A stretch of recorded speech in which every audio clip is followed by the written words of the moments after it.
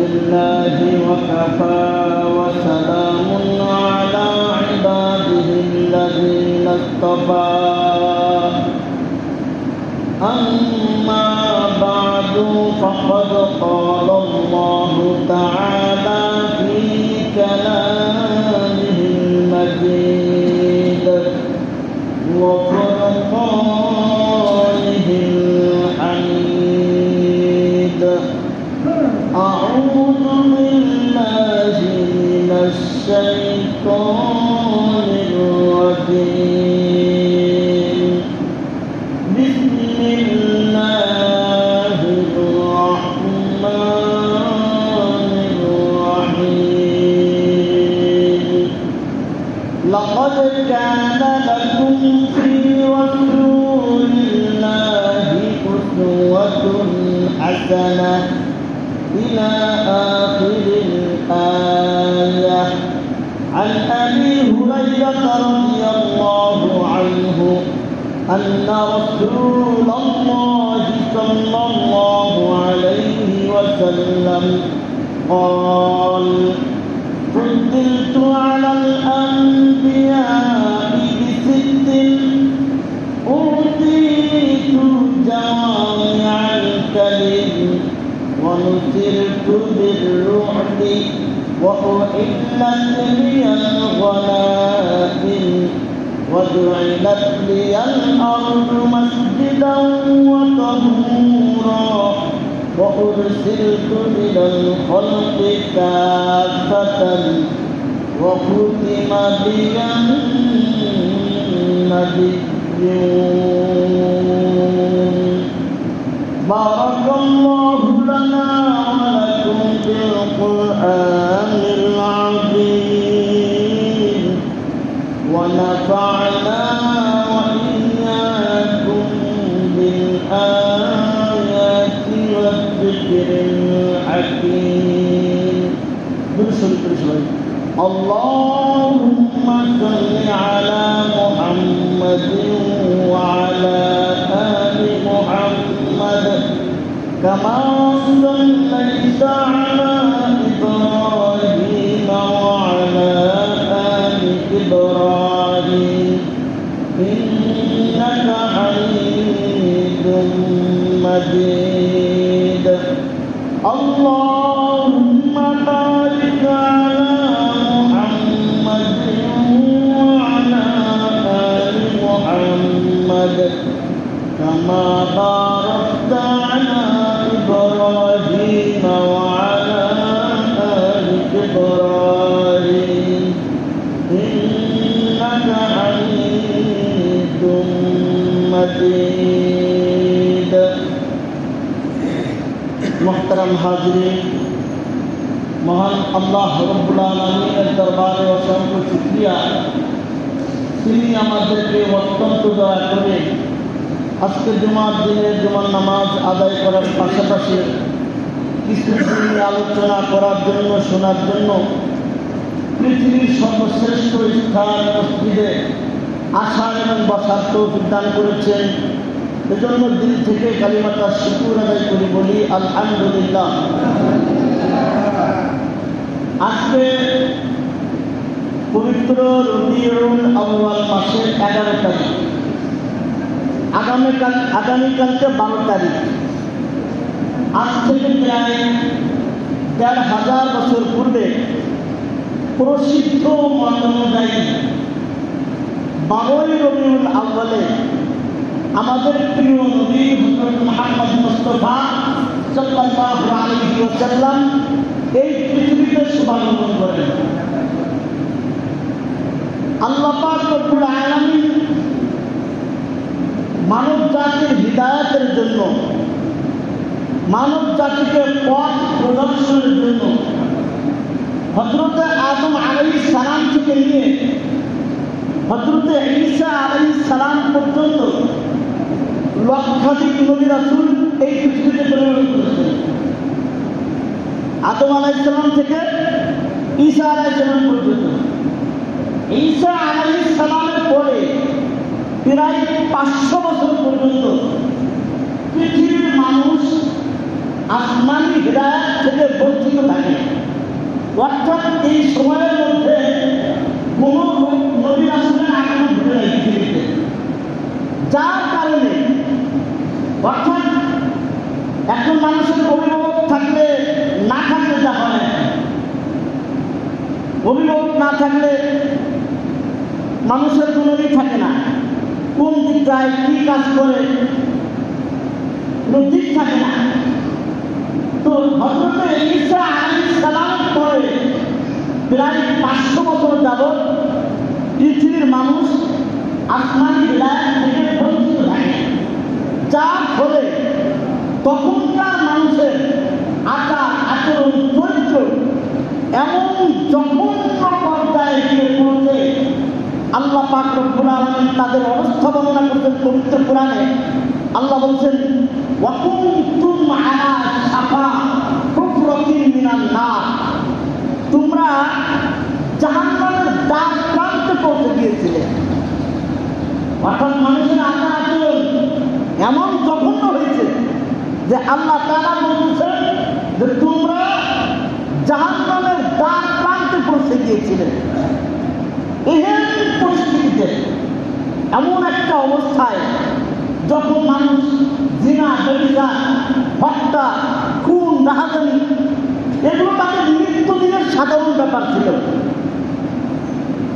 নিত্যদিনের সাধারণ ব্যাপার ছিল।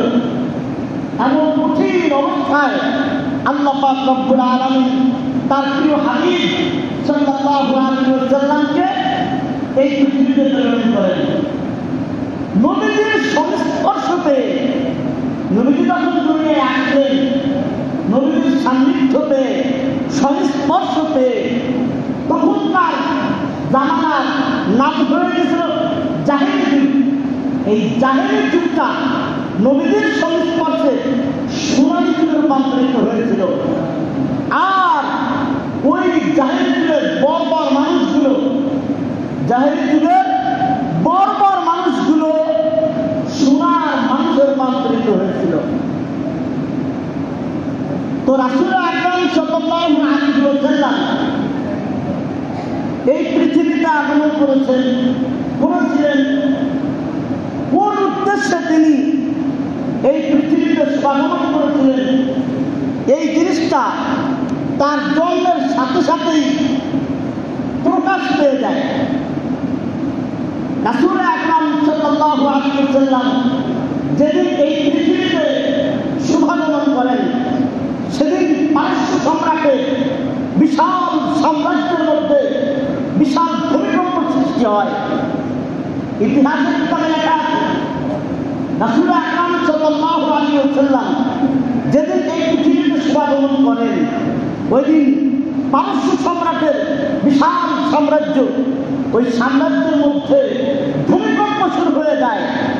ইতিহাসের কিতাবে লেখে এমন ভূমিকম্প যে রাজপ্রাসাদের সুদৃঢ় দেওয়াল, মজবুত দেওয়াল থেকে 14টা পাথর খসে পড়ে যায়।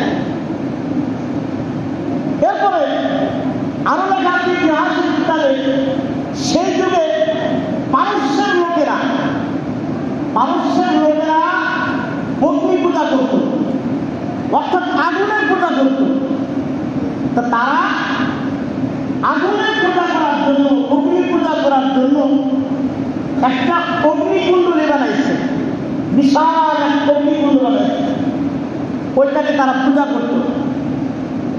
এই অগ্নিকুণ্ড 1000 বছর ধরে একাধারে জ্বলতেছিল। এক মুহূর্তের জন্য এই আগুন নির্বাপিত হয় নাই, নেবে নাই। কিন্তু রাসূল আকরাম সাল্লাল্লাহু আলাইহি ওয়াসাল্লাম যেদিন এই পৃথিবীতে শুভাগমন করেন, ওই দিন ঠাপ করে এই 1000 বছর ধরে প্রজ্বলিত অগ্নিকুণ্ড মুহূর্তের মধ্যে নিভে যায়। তখনকার সময়ে পারস্য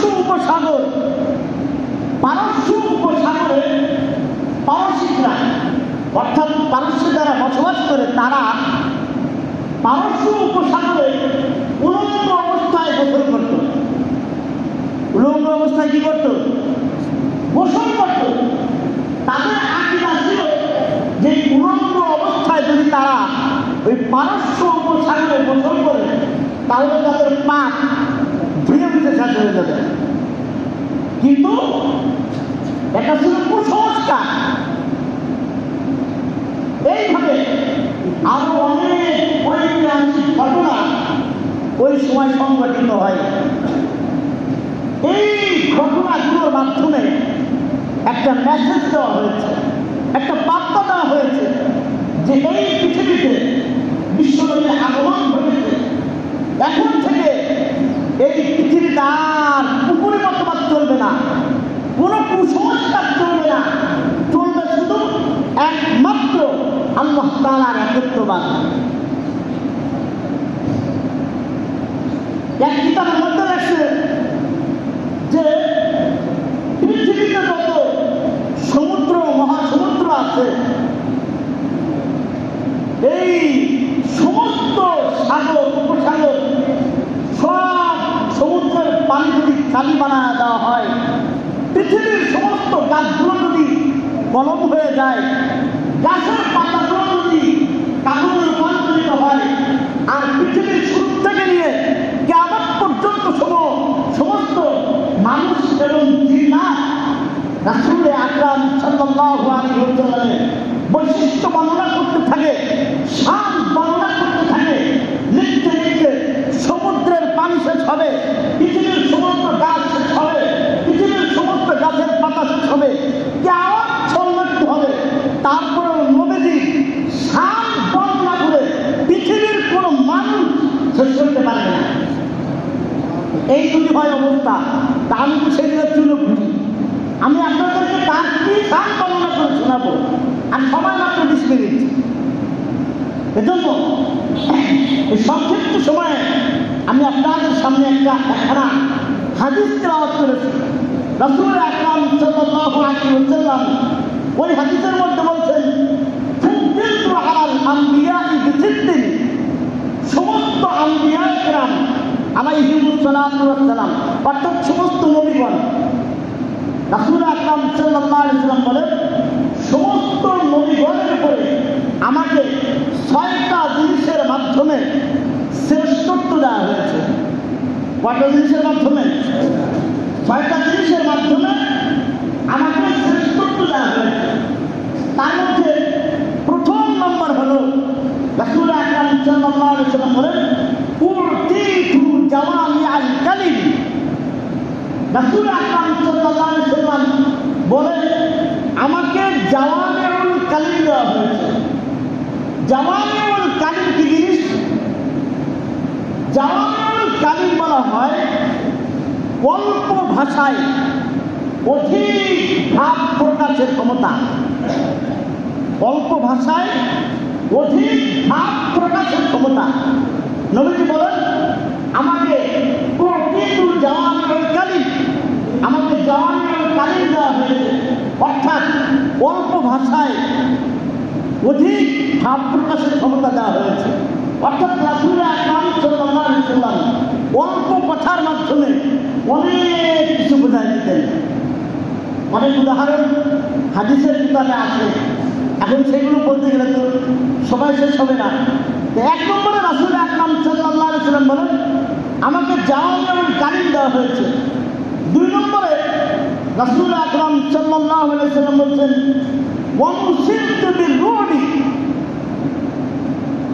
ওয়ানুসিরতু বিররুবি, আমাকে রুবের মাধ্যমে সাহায্য করা হয়েছে। রুব কি জিনিস? রুব বলা হয় শত্রুর অন্তরে ভয় ঢেলে দেওয়া। শত্রুর অন্তরে ভয় ঢেলে দেওয়া।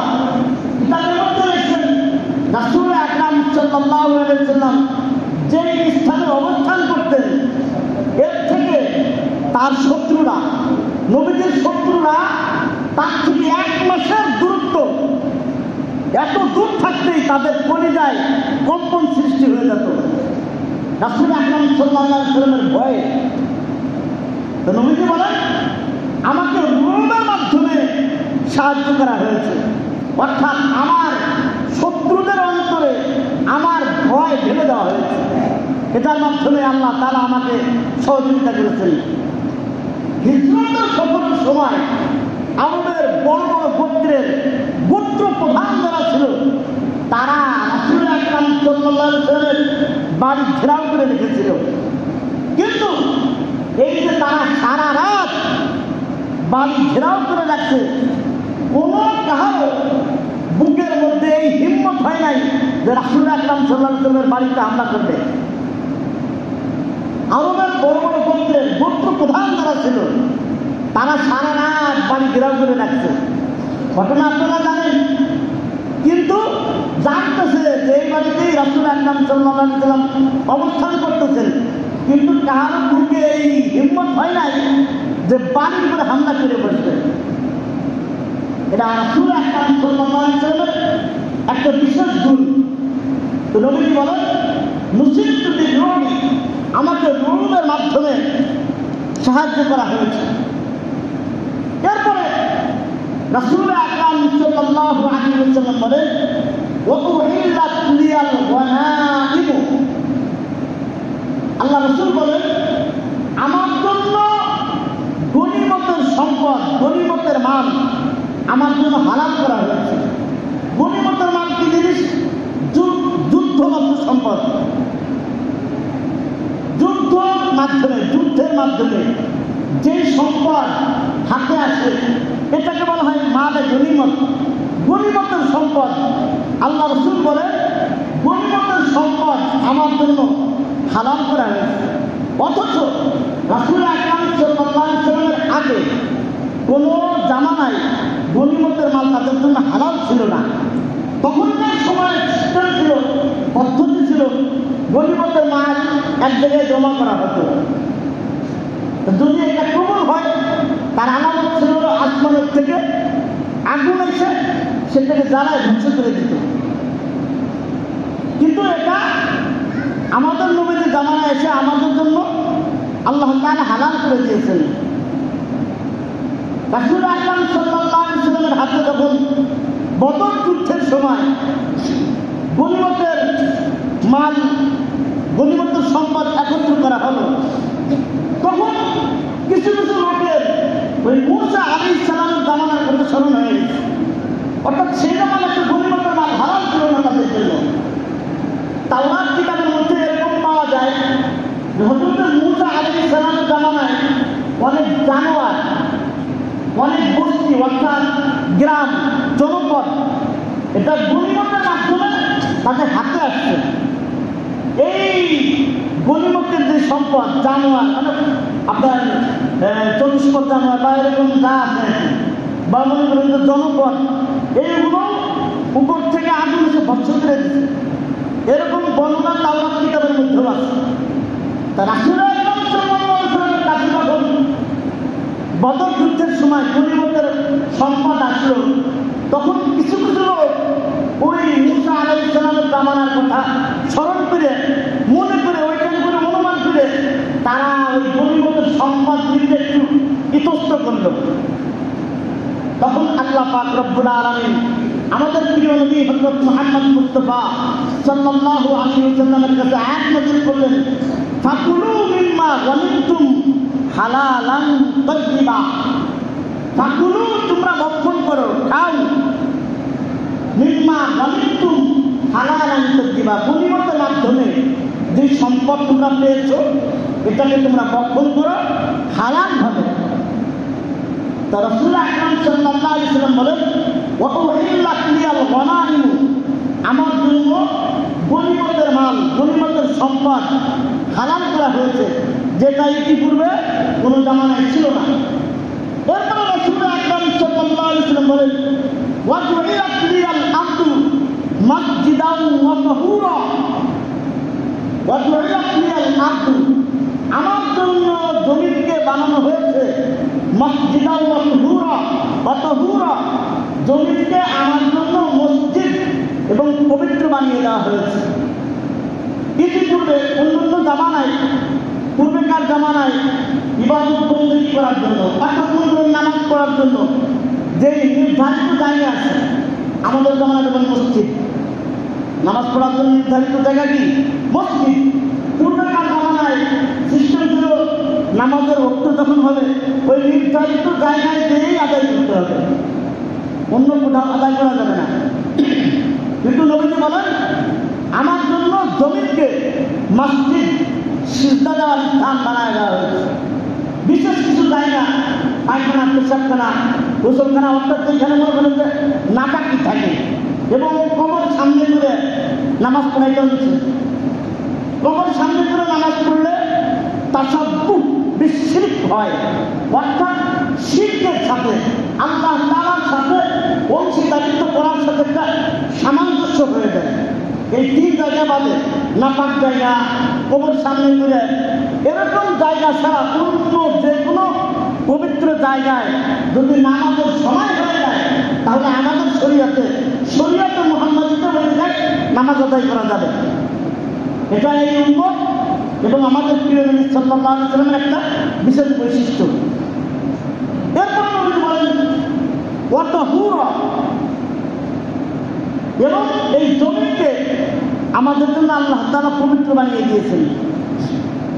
পূর্বেকার জামানায় যদি কারো পবিত্রতা অর্জনের প্রয়োজন হতো তাহলে একমাত্র পানি ছাড়া আর কোনো রাস্তা নেই। পবিত্রতা অর্জন করতে হলে পানিই লাগবে। কিন্তু আমাদের জামানায় আমাদের নবীর জন্য আল্লাহ তাআলা সহজ করে দিয়েছেন, যদি এমন কোথাও চলে গেছেন পানিটা আপনার জন্য দুষ্প্রাপ্য হয়ে গেছে, আপনি পাইতেছেন না, তখন কি করার অনুমতি আছে বলেন তো? ইচ্ছা করলে তায়াম্মুম করা যাবে। এই জন্য রাসূল আকরাম সাল্লাল্লাহু আলাইহি ওয়াসাল্লাম বলছেন আমার জন্য জমিকে মসজিদ এবং পবিত্র বানিয়ে দেওয়া হয়েছে। এরপরে নবীজি বলেন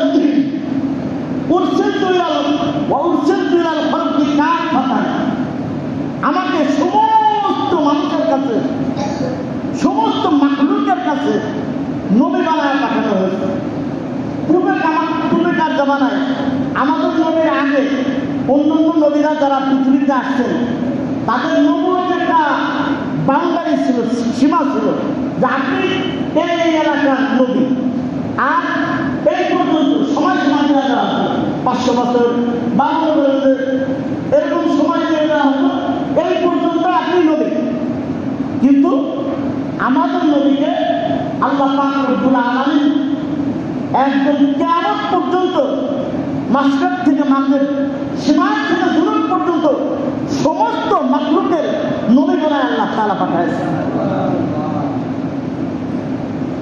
সর্বশেষ রাসূল আকরাম সাল্লাল্লাহু আলাইহি ওয়াসাল্লাম বলেন ওয়াকুতিমা বিয়ান নাবিয়্যুন, আমার মাধ্যমে নবুয়তের সিলসিলা খতম করা হয়েছে। নবুয়তের যে ধারাবাহিকতা হযরত আদম আলাইহিস সালাম থেকে শুরু হয়েছে, এই সিলসিলা, এই ধারাবাহিকতা নবীজি বলেন আমার মাধ্যমে শেষ করা হয়েছে।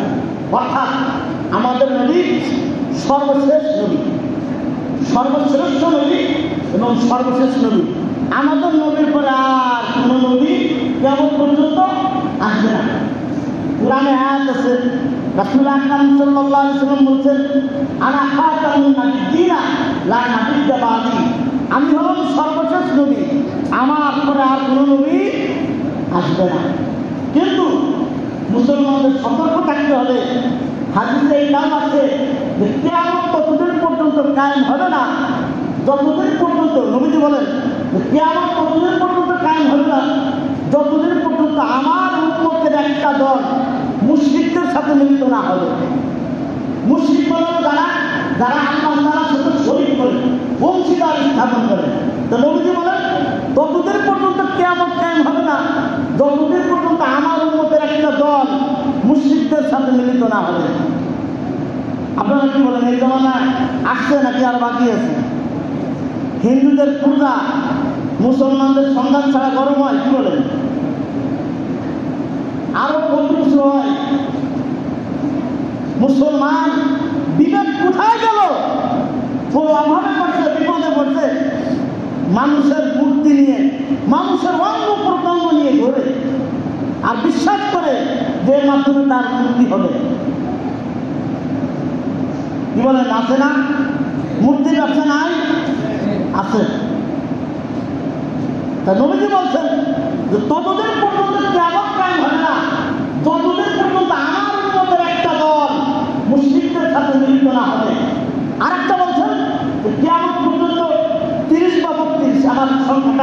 খেয়াল আসতেছে না?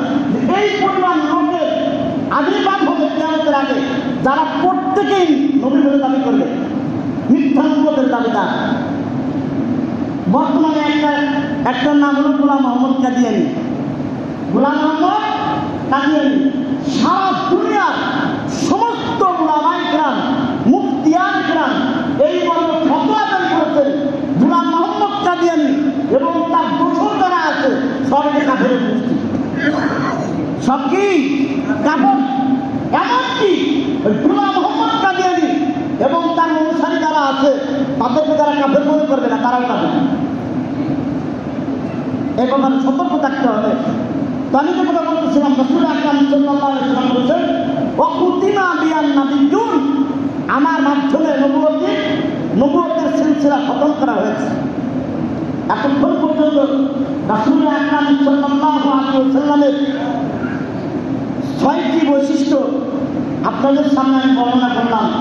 এইভাবে যদি আমার মতো বাইজিত না, তা তো আগেই বললাম, সারা দুনিয়ার মানুষ যদি কিয়ামত পর্যন্ত নবীজির শান বর্ণনা করতে থাকে, বর্ণনা করা শেষ হবে না। আমরা শেষ হয়ে যাবো, কিন্তু নবীজির শান বর্ণনা করে শেষ করা যাবে না। এই শ্রেষ্ঠ নবীর উম্মত আল্লাহ তাআলা আমাদেরকে হওয়ার সৌভাগ্য দান করছেন। আপনারা খুশি না হয়ে যায়? সবাই বলেন আলহামদুলিল্লাহ। নবী সাল্লাল্লাহু আলাইহি ওয়াসাল্লাম বলেন এক হাদিসের মধ্যে, মান আহাব্বা সুন্নতি ফাকাদ আহাব্বানি ওয়া মান আহাব্বানি কানা মাই ফিল জান্নাহ। এই নবীকে ভালোবাসার দরকার আছে না নাই? ভালোবাসার পদ্ধতি কি হবে? নবী বলেন, মান আহাব্বা সুন্নতি ফাকাদ আহাব্বানি, যে ব্যক্তি আমার সুন্নাতকে ভালোবাসলো সে আমাকেই ভালোবাসলো। ওয়া মান আহাব্বানি কানা মাই ফিল জান্নাহ, আর যে ব্যক্তি আমার সুন্নাতকে ভালোবাসলো সে আমার সাথে জান্নাতে একই সাথে থাকবে। এজন্য প্রত্যেকটা কাজের মধ্যে খুঁজে খুঁজে নবীর সুন্নাত তরিকা কি আছে, কোন পদ্ধতি আছে, এভাবে খুঁজে খুঁজে আমরা নবীর সুন্নাত অনুযায়ী জীবন পরিচালনা করার চেষ্টা করব। আল্লাহ তাআলা আমাদের সকলকে এই তৌফিক দান করুন। সকলে বলে আমিন। ওয়া আখিরু দাওয়ানা আনিল হামদুলিল্লাহি রাব্বিল আলামিন। যারা সুন্নাত পড়েন পড়েন।